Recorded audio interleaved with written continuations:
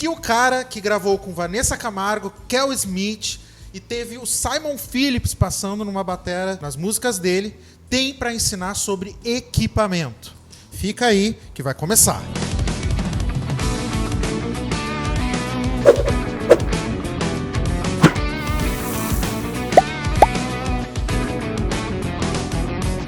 Fala galera, tudo certo gente? Aqui é o Dani da Cabeça Musical e hoje o negócio tá pesado, tem mais nota do que na Casa da Moeda aqui, que eu tô com os monstros que você já conhece, Gabriel Braga. E fala aqui, pessoal. Cara, esse monstro da guitarra brasileira, Melo Júnior, vai trocar uma super ideia com a gente e revelar alguns segredinhos, não é isso aí? Isso aí, fala galera, prazer estar aqui com a turma da Cabeça Musical, que é uma loja incrível, pessoal que manja de equipamento e realmente vive a música, né? Eu acho que esse que é o grande ponto aqui. E aí, Gabriel, o que manda pra galera? O que eu tenho pra dizer pra galera é que ele jabá de sempre, né? Se inscreva no canal, porque nós estaremos aqui toda semana desenvolvendo conteúdo pra você em altíssima qualidade. E deixa o like, pessoal, porque o like é muito importante pra fazer com que esses vídeos cheguem a mais pessoas ainda. Melo, conta pra gente o seguinte. Tu tem uma vasta experiência aí, tanto nas tuas gravações, nas tuas produções, quanto em histórias que tu produziu lá no Bourbon e tal. Uma galera pesada da gringa, que a gente estava conversando ali antes, né? Uhum. E tu teve algumas experiências em relação ao equipamento com isso, né? Queria que tu contasse rapidamente, assim, um pouco dessa história que tu produziu, que tu fez, e como a confiabilidade do equipamento é importante e como isso te conecta com os equipamentos que tu tem hoje. Então, são 3 perguntas. A história e a conexão da confiabilidade do equipamento com o que tu trabalha hoje. Então, a gente tem que, acho que pensar no primeiro momento, assim, ajustar realmente o equipamento que você vai usar para o som que você quer fazer. Isso é importante. Ter certeza que o que você vai ter vai ser funcional, né? Eu acabo fazendo essas escolhas dependendo do trabalho que eu vou seguir. Como eu falei, a gente estava falando hoje mais cedo, né? Eu já fiz produção de fazer direção musical de vários trabalhos do pessoal de Nova Orleans, pessoal dos Estados Unidos lá no Bourbon em São Paulo, vocalista do Santana, que é o Tony Lindsay e tal. Então você tem que muitas vezes ajustar o som pensando no que o cara está fazendo, na proposta do que o cara vai fazer. E aí realmente o equipamento não pode deixar de funcionar, que isso é uma regra básica. Né? Eu acho que eu nunca tive nenhuma pane, viajei sem ter um backup e reserva para nada, assim, do que eu vá estar fazendo. Uhum. Tu me contou uma situação que eu achei muito curiosa, que é uma história de que tu sempre fazia os teus trampos de sideman nesses eventos com um técnico específico. Eu quero que tu conte essa história aí pra gente. O técnico já trabalhou com uma galera super massa e tal. E aí tu fez um teste de trocar o amp, que é um clássico, que eu acho que não tem o menor problema de falar. Porque sim, pode falar, claro. Né, que é o Fender Twin. E tu substituiu por um outro amp nacional. E aí conta essa história pra galera aí, que eu acho que é legal tu falar. Eu acho, então, a gente estava falando a história do Bourbon, né? É uma casa lá em São Paulo, Bourbon Street Music Club, é uma casa importantíssima. Vários anos ganhou o prêmio de melhor casa de São Paulo de show pela Veja. O B.B. King tocou, ele inaugurou a casa, tocou no aniversário de 10 anos da casa também. Ray Charles, Joss Stone, Jamiroquai, Steve Vai, Living Color, sei lá, todo mundo tocou naquele negócio. E o barato é que esse técnico... Quem tinha que tocar, tocou. E esse técnico estava lá. Esse técnico ele está desde a inauguração da casa, ele é um técnico residente que, se ele não estava trabalhando, ele estava ao lado de algum técnico que veio de fora trabalhar. E é um cara que eu trabalhei assim desde 97, que foi a primeira vez que eu toquei na casa, eu sempre fez o som dos trabalhos que eu fiz lá.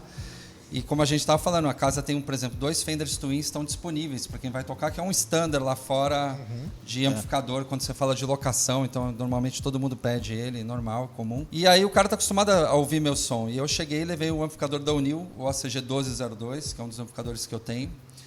E eu cheguei para ele e falei, eu trouxe um amplificador novo hoje aqui e tal. Ele, beleza, microfonou lá, posicionou direitinho o som.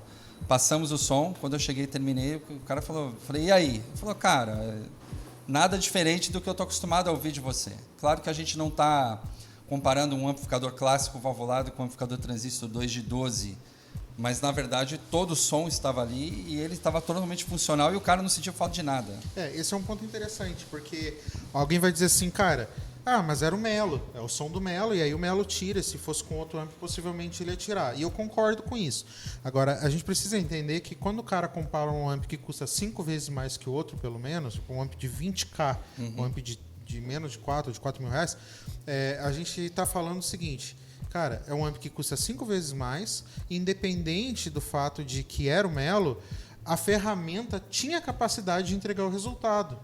Né? Porque às vezes eu estou na loja fazendo um teste, né? Nessa gravação, por exemplo. Nessa gravação, nós não estamos usando os microfones da Sennheiser que a gente costuma usar. Estamos usando um microfone de uma marca nacional, que é a Dylan, que é um excelente custo-benefício que nós temos no mercado, né? E um microfone muito mais barato que o Sennheiser. Aí os caras vão dizer assim: ah, cara, mas tu editou, tu não sei o quê. Ah, porque na placa que tu usou, porque no pré... Cara, mas nada cria som. Se o transdutor, que é o microfone, não tem a capacidade de entregar a frequência, não tem como eu criar um som depois na gravação. Tu grava 200 anos, sabe disso. Eu posso atenuar, posso processar, posso puxar uma frequência, esconder outra. Mas se a frequência não chega, não é entregue, não tem que ser feito.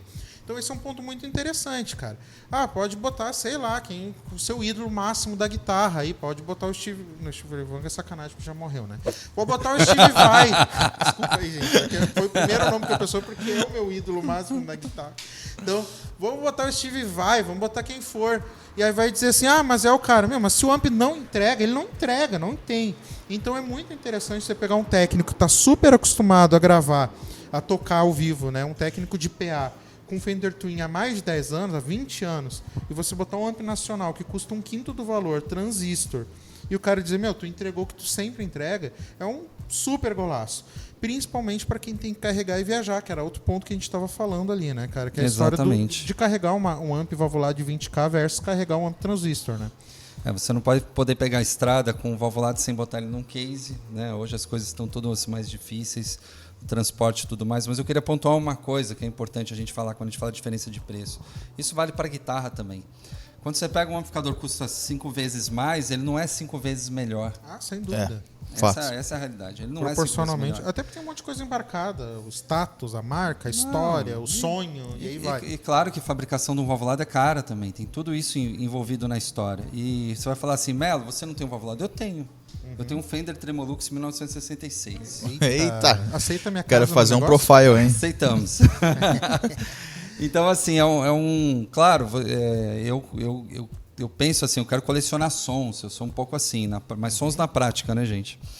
Mas a história toda, quando a gente fala, por exemplo, da coisa do amplificador, é que a diferença não é toda essa.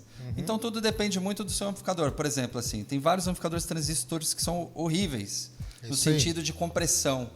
Então, para mim, o que mais eu quero tocar hoje, o que mais eu quero sentir quando eu toco no amplificador? Que ele respeite o que eu estou colocando de expressão na guitarra. Então, se eu toco com a dinâmica baixa, com a dinâmica alta, ele tem que responder. Ele não pode comprimir e achatar o som da minha guitarra quando eu bato, nem quando eu sussurrar na guitarra, ele pegar e puxar meu som para cima. Aproveitando o gancho, Melo, pensando assim agora no guitarrista sideman, né? Quando tu vai cobrir algum trabalho, fazer algum projeto, sendo gravação, ou até acompanhando algum guitarrista, assim, como que tu faz a escolha dos teus equipamentos? O que tu pesa? Quais são os pontos assim que tu mais visa? Então, quando eu vou acompanhar artistas, essas coisas que vai envolver turnê e a rotina de avião, viajar, que seja ônibus, dependendo do trajeto e tudo mais, eu sempre levo 2 guitarras, porque eu toco muito forte, toco com muita pressão. Sempre pode acontecer de quebrar uma corda, às vezes por causa de variação climática, às vezes acontece isso. Você está fazendo um show um dia num lugar gelado, no outro dia você está no Rio de Janeiro, no calorzão, na praia, e às vezes pode mexer um pouquinho com os instrumentos, então é sempre bom ter 2, isso para mim é uma coisa legal. Levar um violão, que geralmente é o que rola bastante nos trampos hoje, e o set de pedais, dependendo do que eu for usar. Eu gosto muito de trabalhar com pedais, eu gosto muito de efeitos, de cores, de tudo mais, mas também já aconteceu no passado de fazer turnê grande e trabalhar, por exemplo, com um equipamento ligado no MIDI, no Pro Tools, trocando todos os meus efeitos e eu não pisar em nada. Entendi. Então a gente sempre tem que tentar aliar assim, praticidade com o que funciona. Por exemplo, o trabalho da Vanessa Camargo, às vezes tinha música, tinha 4 guitarras, e eu tinha que mudar o de timbre muitas vezes. E no meu primeiro ano lá, eu passei mal pisando, sapateando pedais o ano inteiro. Aí depois eu mudei o esquema realmente, porque ali não funcionava ter tantos pedais e fazer tantas trocas. E tudo isso que a gente está falando, você tem que pensar sempre no backup. Se você está... Eu estou falando que é o caso da Vanessa. Quando eu fiz, por exemplo, turnê política, que a gente ficou mais de um mês fora, eu levei uma pedaleira a mais, fora uma caixa de jogo de corda, mais um monte de coisa, porque você está na estrada, você não sabe se você vai conseguir, o que você precisa fazer ou não. Tenho 2 perguntas sobre isso. A primeira, as tuas guitarras, ou tua guitarra de backup, ela tem... Porque tu é endorser, né, uma observação, tu é endorser da Seymour, né? A tua guitarra de backup, ela tem exatamente a mesma captação da guitarra que tu costuma usar, ou não? Não, eu não tenho duas guitarras exatamente iguais. Sim. Então acaba que vai poder ter uma variação? Vai, mas aí também é aquela coisa, é o controle que você já Nessa conhece do proposta seu é mesmo. equipamento. É. E cabos, tu costuma levar bastante cabo de backup? Então, eu costumo ter um cabo ou dois a mais de pedais, ou às vezes o cabo grande eu tenho, geralmente só levo só um, mas eu uso o cabo da Tecniforte, eu nunca precisei. Era esse entendeu? ponto que eu queria nunca chegar. Porque eu precisei vi trocar o cabo. que tu abriu aqui, que pelo que eu vi não tinha o cabo de ponta a ponta, ali o cabo grande, né? No Sim. final, tipo, não tinha reserva. Eu vi tu abrir Não. ali e só tava os cabos. Eu pensei, pô, o cara viaja sem cabo reserva, mas aí também tem o fato de ser o cabo da Tecniforte, que é uma super confiabilidade, né? Que é um cabo que não quebra. Né? Total, esse cabo esse é o verdadeiro tanque de guerra dos cabos, assim, É ele isso não aí. dá problema nenhum. Os outros parceiros que tem lá na marca, por exemplo, grande amigo meu, André Kisser, também vai para turnê e os cabos dele, os caras usam muito, turnê longa, e também não precisa de backup. Ele até tem, né, obviamente. Sim. O cara vai fazer uma turnê na Europa e não pode viajar sem Só que cabo. eu tenho uma observação sobre isso. Eu fui um sorteado com Tecniforte. Eu uso Tecniforte há muitos anos. O meu setup, o entre pedais é o Mojopet e a ponta é o Animal. E eu tenho um Animal que faz uns 8 anos que eu tenho. Quando eu tinha 4 anos, ele quebrou. Começou a dar mau contato e tal. Eu pensei, não pode que quebrou um Tecniforte. Cara, daí eu mandei um e-mail pra eles. Eu já conheço essa história. Cara, e os caras mandaram cabo novo, camisetinha e tchau e benção, nunca mais incomodou, foi muito rápido de Que resolver. legal. E o outro que eu tenho um par, nunca deu BO nenhum, assim. Então é muito engraçado, porque é muito raro que eu sou sorteado com algumas coisas, gente, porque não é mau uso, tá? Cuidado com o poder das palavras. Você Não. precisa parar de ser sorteado. Fala, Mas olha não que serei engraçado. mais sorteado. Para o pessoal não achar assim, mas viu, o Tecniforte também quebra. Gente, só para vocês terem uma ideia, eu tenho uma térmica da Stanley que deu defeito, gente. Eu precisei da garantia, mas fui muito bem atendido também. Vou comprar uma mochila da Nordweg, viu? Só para ver se ela estraga na minha mão, para testar a garantia vitalícia. Não, brincadeira, gente. Mas os cabos da Tecniforte, cara, é uma experiência, assim. A gente adora vender na loja, porque todo mundo que vende... Cara, a maior preguiça que dá no mundo é tu vender um produto que tu sabe que vai quebrar.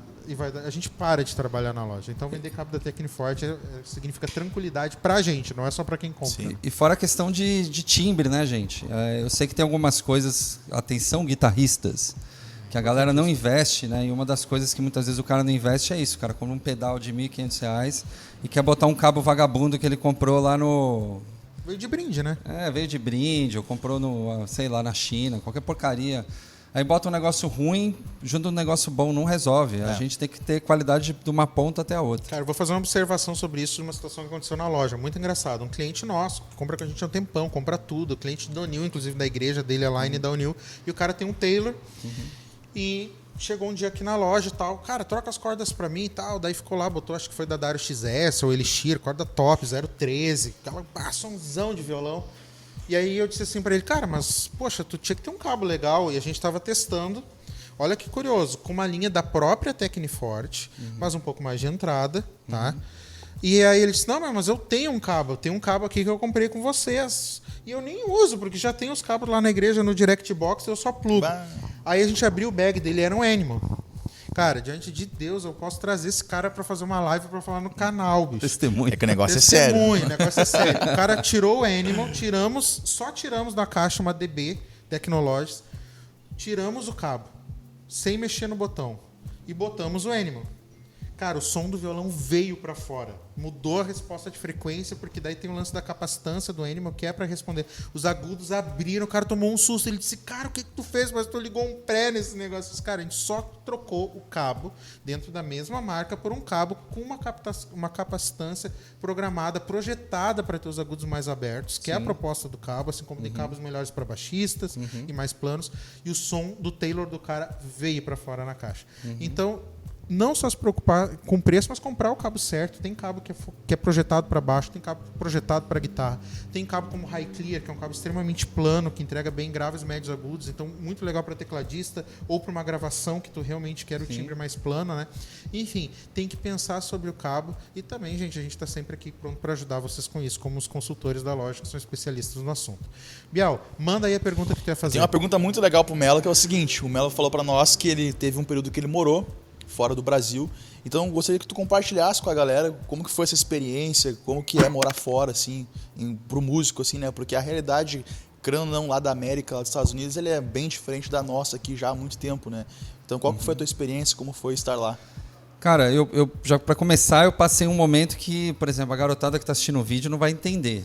Que é uma época, como eu fui lá em 97, não tinha internet. 97 foi o ano que eu nasci, velho. Eu acho que o Gabriel também não vai entender. Você não vai entender, né? Você não vai entender, Gabriel.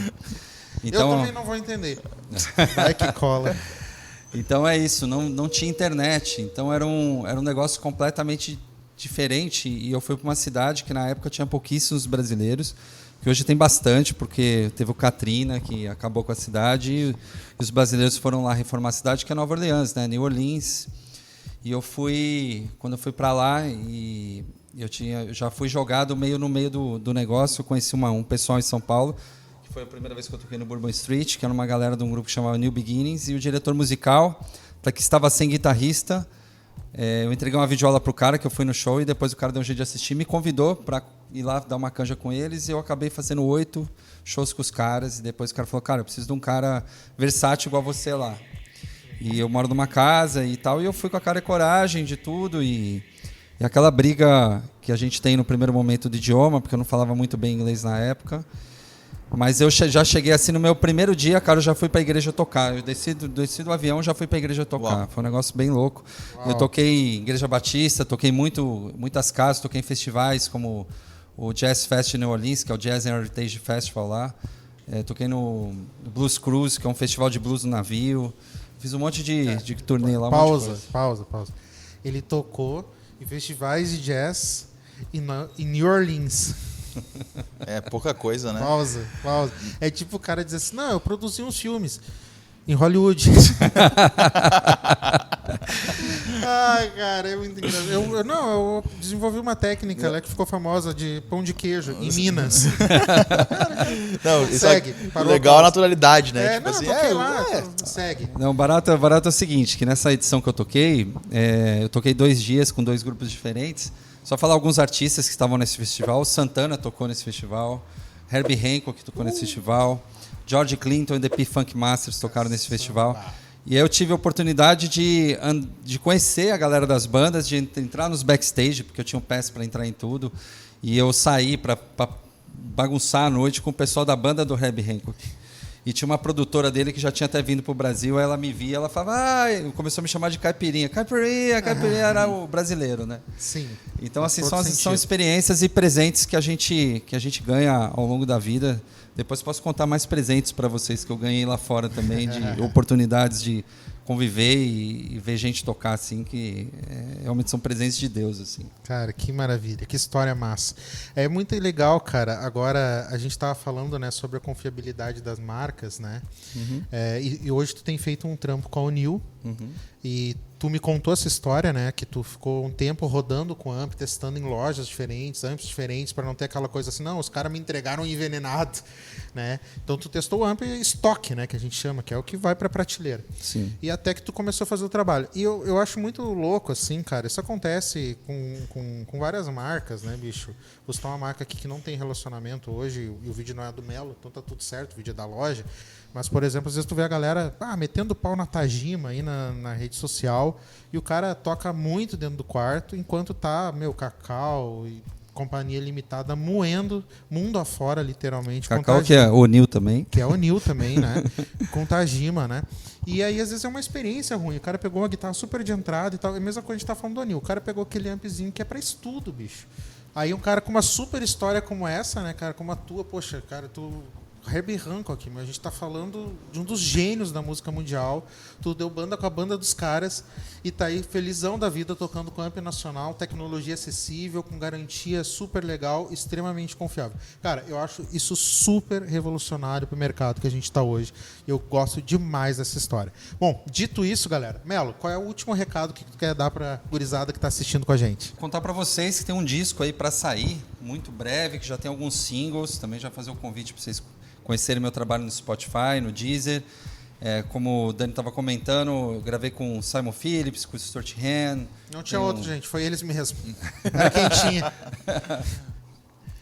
Cuca Teixeira, Marcelo Mariano, Felipe Andreoli, Celso Pixinga, Fernando Rosa, Bruno Olha Alves, só, que é o cara. diretor musical e tecladista do disco. E aí a gente já soltou alguns singles e agora vão sair 6 músicas agora, Cara, se eu não provavelmente tocasse em março. guitarra, eu ia comprar esse disco só por causa dos baixistas. Ah, sim, O cara. cara começou com o Marcelo Mariano, a brincadeira. Só tem baixista monstro no negócio. Nossa. Batera também, né? Os bateras ruins, Simon Cuca Phillips e Cuca Teixeira. Puxa vida. Era E o Bruno quentinha. Alves, que é o produtor, que é um tecladista genial, compositor também, compôs comigo quase o disco inteiro. Então, assim, Desculpa te interromper. A master desse disco foi feita aqui no Brasil. desse disco foi. Quem fez a mixagem e a masterização é o Ale Gaiotto, Alexandre Gaiotto, que fez mixagem e masterização de vários hits que vocês escutam em rádio. Ele trabalha com muita gente pesada do sertanejo, mas Cara, é um fã apaixonado de Toto, das referências que eu tenho de som. Cara, o som de gringa é assustador, assim, parece que foi masterizado na gringa. Vocês sabem que acompanham o canal, que eu sou técnico de áudio, antes de qualquer coisa, e desde que eu ouvi os primeiros singles, assim... Bom, tu lembra? Eu te falei Sim. isso, cara, que master timbre de gringo mesmo, é animal. É, ele fez um trabalho incrível. Então fica o convite para vocês me seguirem por aí, Instagram, Melo JR Guitar, Facebook, por onde tiverem. Melo com 2 vai ser Ls. massa. Melo com 2 Ls. E pessoal, para não finalizar assim de qualquer jeito, você tem que fazer o quê, Dani? Deixar um comentário aqui no vídeo se você gostou, deixa uma sugestão para nós, uma mensagem pro Melo e ativa as notificações para não perder os próximos vídeos. E é isso aí. Até a próxima, gurizada! Valeu, obrigado.